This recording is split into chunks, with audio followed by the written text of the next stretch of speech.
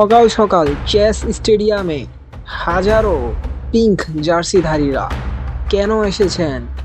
হ্যাঁ, Lionel Messi প্রত্যাবর্তনের দিন আজ। লিওনেল মেসি ফিলাডেলফিয়ার বিপক্ষে শুরু থেকেই মাঠে ছিলেন। শুরু থেকেই পাল্টা আক্রমণ। ফিলাডেলফিয়া একের পর এক আক্রমণ করে ইন্টার মায়ামিকে। মাত্র 2 মিনিটে উপরের গোলে এগিয়ে যায় ফিলাডেলফিয়া, কিন্তু সমতায় আনতে বেশিক্ষণ নেয়নি খুদে জাদুকর।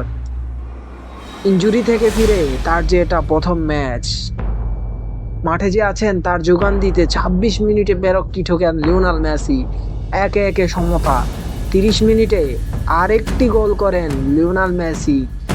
তাতেই 2-1 গোলে এগিয়ে যায় ইন্টার মায়ামি। আর পুরো ম্যাচে ফিলাডেলফিয়া ব্যাট করতে পারেনি।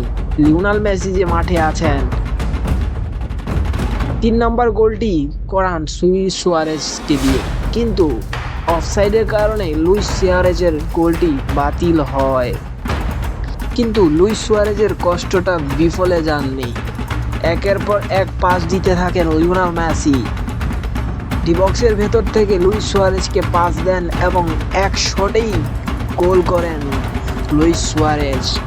98 মিনিটের মাথায় গোলটি পান লুইস সুয়ারেজ। এই নিয়ে 3-1 গোলে ফিলাডেলফিয়ার বিপক্ষে জয় পায় লিওনেল মেসির ইন্টার মায়ামি। পিঙ্ক জার্সিধারীরা আগে থেকেই টেবিল টপার ছিল। লিওনেল মেসি আসাতে এখন আরও শক্তপোক্ত হয়ে টাইটেলের দাবিদার এখন ইন্টার মায়ামি।